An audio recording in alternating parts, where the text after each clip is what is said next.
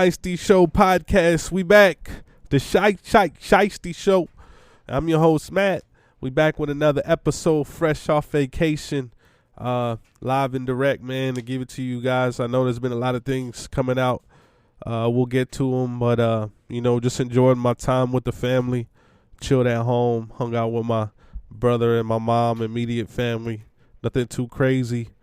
That's what the holidays are about, man. Christmas is cool. All the gifts is cool. I don't as I get older and as a man, I don't really expect too much more than socks or some boxers, which I'm happy with. But if I get nothing, it's all about just spending time with your family and your loved ones. That's really what the holidays are for. They try to blow it up and make it about gifts, but it's not always about that. Just hanging with your family, chilling back, cooling.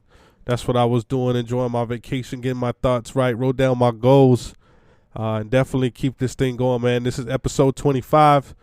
Trying to be consistent as much as possible, trying to make this thing grow. Listen to the Shiesty Show on both Spotify and YouTube. And yeah, man, we here. We ready to talk about everything, get into everything that we've missed over this little vacation time. So let's get into it, man. Football season is over. The Las Vegas Raiders, if they would have won in Indianapolis last week against the Colts, a game they lost by 3 points, they could have been fighting for the last playoff spot for the wild card, but came up a little bit short. But overall, man, you got to like the job that AP did. Very, very different team the moment he took over. Came out and beat two teams they should have beat. They beat the Chargers in a way that we've never seen. Historic night for the Raiders, scoring 63 points, the second most points, right behind the Dolphins in the same season when they did it to the Broncos.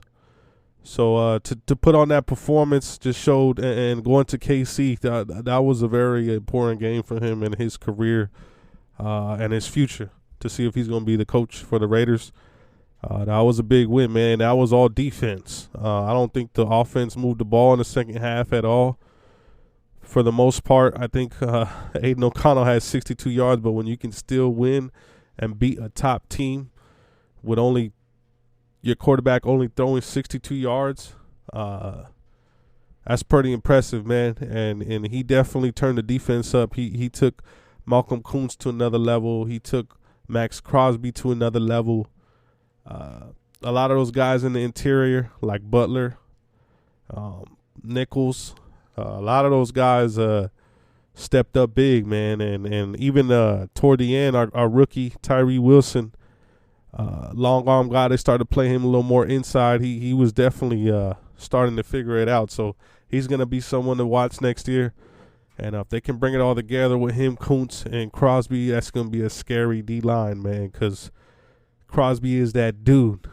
He just got the motor. He never stops. And that's why you always hear these greats talk about hustle and effort, like Ray Lewis and Jordan and all these guys. Like, sometimes it's not about how talented you are, but just how high your motor is and how much more you want it than the next man. And sometimes that's the separator, man. And you see it with Crosby. That dude don't get tired. He could be getting blocked by 3 people and still find a way to make the tackle. So that dude's the real dude. He's up to be Defensive Player of the Year, which I think he might have gotten. If not, he's definitely up there. Great leader, man, and I'm glad he's a Raider. And he got the Raider tattoo on him. And that just shows you how inspired he is to be a Raider, man. And that's refreshing, seeing guys actually want to be a part of that Raider tradition, because for a long time the Raiders were just a squad to take veterans that were washed and pay them big money. And these guys not give a fuck about the Raiders, like Javon Walker. Who else did they pay big time that came? AB, another one. You know what I mean? You could just say Moss gave up on the Raiders. They didn't do much for his career as well, but I was just a downtime for the Raiders with a lot. D'Angelo Hall, a lot of guys just came and took checks to be there. But for the most part, man, before that, early 2000s when I watched the Raiders, it was all about that tradition and having Charles Woodson, Rod Woodson, fucking having Tim Brown, Jerry Rice, Rich Gannon, Doug Jolly, Lincoln Kennedy. A lot of these guys that, held mold and keep that Raider tradition from the Madden days. And people don't like to realize John Madden is one of the most winningest coaches ever in history. And, he only coached one team, and that's the Raiders, baby. But overall, man, we didn't make the playoffs. So to say all that, we didn't make the fucking playoffs. But you know what? Aiden O'Connell came on toward the end. He started to play a lot better. Of course, when you throw a rookie in there, you really can't be too mad at him for the mistakes because, first year on the job, man, I think anyone gets that grace. If they decide to go get someone like Caleb Williams, I'm all for it. But if they can't find anyone for a reasonable price, maybe Russell Wilson to the Raiders.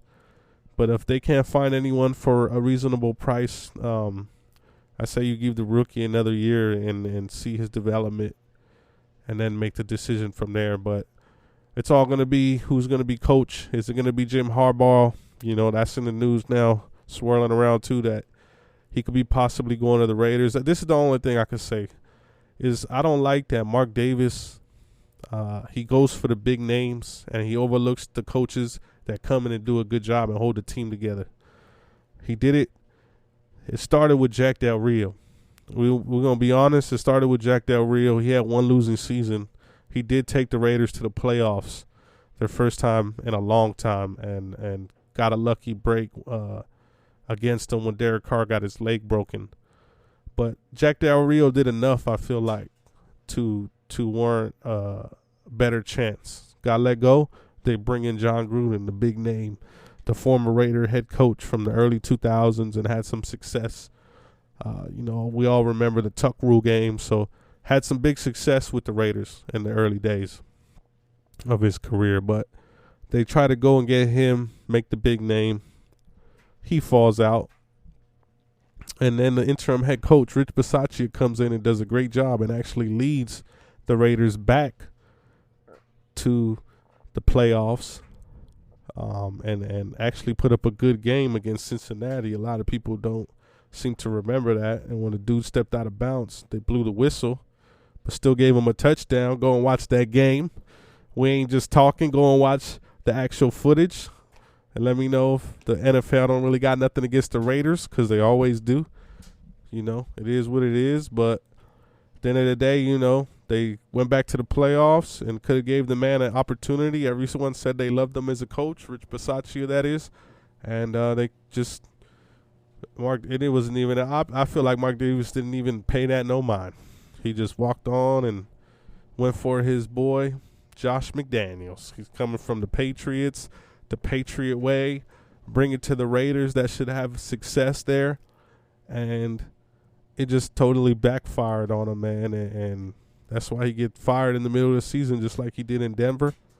Don't think he's a good coach at all. Just the last game, guys not responding to being on that team and just showing no effort. And that's when you could tell you lost the locker room. He gets fired, and AP comes in and immediately goes on a 2-game winning streak. Put this team in position to possibly get into playoffs at the end, actually fighting for something in the later weeks. And that's big for a young team, man. And they got young, good group of talent over there, young guys. And I believe AP should get the nod, but back to Mark Davis loving the big name. Jim Harbaugh's out there, and I wouldn't be surprised if that's what he decides to do. But the players have spoken up. They want AP to be the coach. They fought hard for AP, and I think he deserves the opportunity to coach them in the future. That's my opinion on that. No bias here, but we love the Raiders. Just win, baby. In other news, we also got we just freestyling this off the top. No notes today, man. No notes today.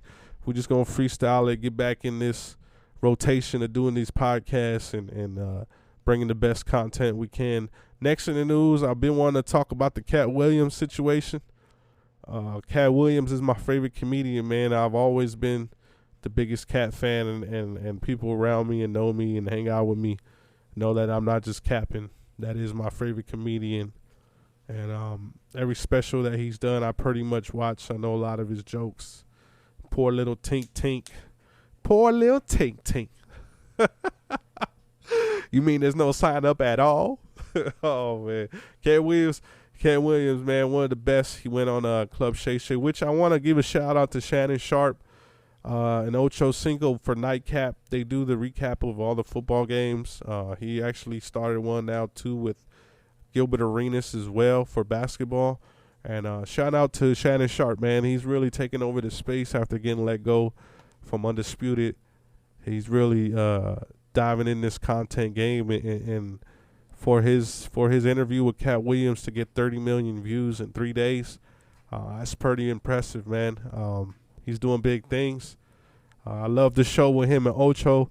They do talk about sports, but, man, when they get into their days as football players and just some of the behind-the-scenes material that they give you, and dealing with women and situations and relationships, man, it's a great listen. You got to go check that out.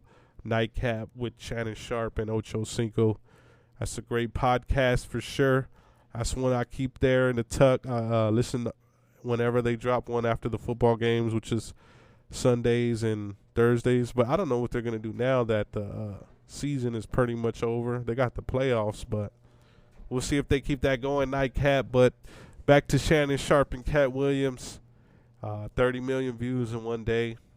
It was a great interview. I watched the whole thing from start to finish. Heard everything he heard. Heard everything he said about Steve Harvey, Cedric the Entertainer, Kevin Hart, Ricky Smiley, Ludacris's wife, Gary Owens. Man, he let the whole clip out on pretty much a lot of people in the industry. And the one thing I've picked up on the situation from listening to it and then seeing a lot of the responses from everyone seems a little salty, but I don't see anyone denying a lot of the stuff that he's saying, other than Faison Love. But like Cat Williams said, he talks about being a great comedian, but you don't see any of his stand-ups, his specials. At least me, I don't personally. I don't see a lot of Faison Love, and I only really remember him for the Big Worm character in Friday. Maybe he's been in other couple movies that I've seen him in, but never in no lead role. And that's no shot at Faison Love. I'm just going off what Cat was saying and how he responded and said Cat was lying. Other than him, everyone's pretty much come out and responded, but hasn't said flat out that Cat is lying. Cat Williams must have receipts, because he came out firing. Everyone got it. Get it to your headshots, straight to the body till it drop. That's what he was on, man. He came in there ready to just let loose, firing off, bullets hitting the room, ricocheting. He catches stray. Shannon caught a stray. He said it's not like you to hang out with losers. To align yourself with man, he came pretty crazy, man. And like I said, for me, the biggest thing was when I listened to it was he just talking foolishness just for entertainment, because that's sometimes what comedians would do as a joke. Would throw out all this slandish stuff and be like, "Oh no, you guys believe that? It's a joke, huh?" But you know what? This situation, man, the way people have responded to what he said has made me to believe more that what he said was the truth, and more of it can be divulged. And he has receipts on all these things, like he said about Cedric, that he had seen him and they squashed it, and the joke was cool for, he admitted to taking it, and he apologized, and there was water under the bridge, and then for him to come out and send shots, I definitely understood why he maybe came in there a little angry and upset as certain things people have said. And he just started drinking. He started sipping on that La Portier. Fucking Shannon Sharp, man. That I want to get some of that because I see Sharp drinking it. He got that Chris cut with the little part in there, drinking that La Portier. So I wanna get that, man, and try some of that. But he was drinking that True Serum, and really divulged a lot of information on people and a lot of information about people hating on Bernie Mac, which is another one of my favorite comedians. Oh, I ain't scared of you motherfuckers. Oh, man, rest in peace, Bernie Mac. But another one of my favorite comedians. He had a lot to say about him and Mark Curry and people stealing jokes and even stealing one of his jokes. So if you haven't got to hear that podcast, that's my take on it, Cat. He's going to tell you the truth whether you like it or not. He doesn't bite his tongue. He makes too much money to bite his tongue, like he said. So, shout out to Cat. Still one of my favorite comedians. And my honest opinion is a lot of that has to be true just the way from people have responded. Kevin Hart's response, kept trying to make jokes on NBA TV. And it just seemed like he struck a nerve, man. He struck a nerve with Ludacris.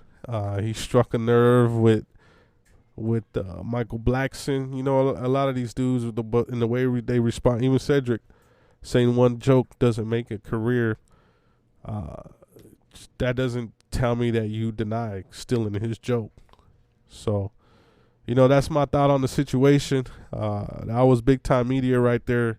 Great interview. If you haven't got a chance to check that out, go listen to Club Shay with my boy Shannon Sharp. The great podcast that he has over there and what he's doing, man. Salute to Unc. Call him Unc. Salute to Unc and everything that he's doing, man. Next on the list, we got NFL playoffs coming up. To me, I'm just going to get right to it. These are the two teams that I think are going to be in the championship. I think it's going to be the 49ers, and I think it's going to be the Ravens. I think that's going to be the Super Bowl rematch of 2012. 49ers against the Baltimore Ravens. Those are my predictions. Those are my thoughts on the situation right now, and those are the two teams. Got to look out for Dallas. You know who's playing good football right now, though, too? Got to look out for Green Bay. That was a team the Raiders beat early in the year when Jordan Love was still, finding himself. But they got it rolling over there now, man. So those are two teams in the NFC that the Niners are going to have a tough game against. Those are going to be some tough squads to get out. But like I said, I think the Niners will pull through. I think overall the better team. They got Purdy playing good. They got the weapons with McCaffrey and Debo. Great defense. Niners always, over the last 5 to 7 years, have always had a great defense. Even to the days of Patrick Willis, should have been a Raider. But that's another time, another story. That's my pick on who I think is going to get to the Super Bowl. Now, who do I think will win the Super Bowl? Honestly, I'm going to rock with the Ravens, man. I think if Lamar could play at a high level like he's been playing pretty much the whole year, he's just too dynamic, man. You know what he reminds me of? He reminds me of Vince Young, that senior season at Texas, that USC game. If he can give us something like that, I think the Ravens are definitely the favorites to win the championship. AFC picture, like I said, Baltimore might be tough with Miami, or it might be tough with Buffalo, but I still see them coming out if Lamar can be dynamic and hold it together for them. Like I said, he reminds me a lot of Vince Young, man. That senior season, watching him and watching them in the Rose Bowl against USC, that was just special. You kind of know when you're watching something special because we've seen it with Mike Vick. Some of those runs in Atlanta, everyone remembers the commercial, the Michael Vick experience. That was a real thing, man. He was on another planet, and you knew when you were watching those runs that you were watching something special, because not a lot of QBs were doing that. And when you saw Vince Young do it, and especially in that Rose Bowl, that final drive, putting the team on his back and running it in for a touchdown to win. You see that in Lamar, and if he could carry that to the championship, man, they got a great opportunity to win that, get that chip, bring Baltimore another chip. That would be 3 for Baltimore. 1 in 2000, I believe, right? 2000, and then I think 2012. So it'll be a 3rd ring for Baltimore, but we'll see if they can do that and become a dynasty as a franchise. It's my pick for the NFL playoffs. We talking playoffs. We got the NBA, here in my Lakers they're looking all right. They subpar right now. They fucking middle of the pack. But Anthony Davis playing really good. I like how he's moving. Definitely playing like the big man that we need him to. Big man like we need him to be. LeBron still, you know what, man? I'm not the biggest LeBron fan. I only really became a LeBron fan because he came to the Lakers. But I'm not the biggest LeBron fan. I just think whether you like him or not, you gotta appreciate and just admire and have respect for what he's doing at his age. 39 years old, still putting up 25 points a game. Still able to dunk. I just saw the dunk he did on PG the other day. PG didn't jump. He knew not to jump, but for someone at 39, but this is not a normal 39-year-old. LeBron is built like a fucking bull. So there's not too many people getting in the way of that freight train when it's coming down the lane. Even at 39, he's still doing his thing. So we got to salute and respect at what he's doing, because it's impressive, man. Whether people want to say he's on the roids, whatever you want to say, man. I don't know if he's on the roids, but there's been great champions that have taken roids before. So Shane Mosley got caught for roids. Canelo's been caught for roids. Brett Favre, no, I don't think Brett Favre. Of course, Mark McGuire, Sammy Sosa, some of the guys, Barry Bonds, some of the guys that have the best careers you could imagine were on the roids. So does it make you throw a football? Does it make you play basketball and dribble the ball better? I don't think so. Maybe help you recover a little bit, but I think LeBron this long in the league, I think we would have heard some if he was taking roids. I just think that he said he spent $1 million a year on his body, nutrition. I'm pretty sure that comes with massages and treatment and the best money can buy. So for him, and basketball to me is not a sport that is going to abuse your body like the way football will. And your legs, yeah, up and down the court, jumping up and down. But for the most part, it's not a beating like football. It's not a beating like soccer on your body, on your knees. It's not a beating like rugby, hockey. Other sport that might be like it or a little bit softer would be baseball. But it's definitely a sport that I can see someone having a long career like that, especially when not having any major injuries. So shout out to LeBron for what he's doing. But back to the Lakers' success. We're average right now, subpar, not doing, middle of the pack. We did get the win against the Clippers. We still run LA for the most part, but I do think this will be LeBron's last year with the Lakers, unless he can get his son to be drafted there, which he might be because he's LeBron and he has pull like that in the game. And if his son is ready to be one and done, I think they would take the opportunity to get him. But if not, I see LeBron going wherever his son goes. So I think this will be the last year for the Lakers. Honestly, it's been a good career for him at the Lakers. He got a championship, regardless of what anyone says. Some NBA players actually say that bubble championship was even harder. And I'm gonna listen to the dudes in the league, man. They say that having everybody be in one place, locked in the room, isolated, only focused on basketball. Everything is there. Treatment is there. Doctors are there. Everyone is there for them to get the best health needs that they can get. and everyone just playing ball, no fans. Probably more like a scrimmage with not having fans, but just being more locked in, dialed in that sense, you'd probably lose a little, lose a little bit, you probably lose a lot of energy from not having the fans there as far as the roars and the cheers for a miss or make. But at the end of the day, they say that it was a harder championship for those reasons and those reasons there. To only be focused on the game, stuck all in one place. A lot of the players say that was the hardest championship to win. And whatever you want to say, LeBron, everywhere he's gone, he's won a championship. Cleveland, the Lakers, and Miami. So you got to give him respect in that regard. I just think that at this point in time, going to be 40 years old, it's probably time to start ushering in the new talent and keep AD. He's the cornerstone. He's going to be 30, or he is 30. Still has a good probably 6 seasons of his prime. And usher in the new players, man. Bring in the new group. I think it's time for LeBron to head out of Los Angeles after this year. But hopefully before he's done, he could win us a championship and get us there. But right now, the way they're playing. But you know what? LeBron has always been one to kind of, I don't want to say coast, but kind of come through the regular season limping.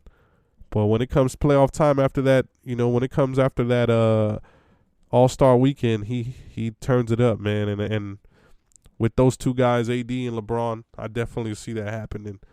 And hopefully he can bring Los Angeles Lakers another championship before he's done. Anything else we want to touch on? The Epstein list coming out. Yeah, that's crazy, man. I don't even... When it comes to those type of situations, man, I don't really got much to say. It's scary to think what money can buy you, and the secrecy of how you can move and live your life. This guy's did this for 2 decades on an island somewhere in the Bahamas, and now we're just finding out about it. Really, really makes you think. But you know what, man? It's crazy. What do I know? Who people on the list maybe had nothing to do with it. Maybe it's all front. They didn't know what was going on. But honestly, if you're taking flights with this guy and going to his island, it's hard for me to believe that you don't know what's going on for 20 years at a place like that. That's all I'll say about that. That's all my thoughts. Glad to be back on the Shiesty Show. I missed y'all. We're going to be doing this every week. Y'all tune in. It's the Shiesty Show.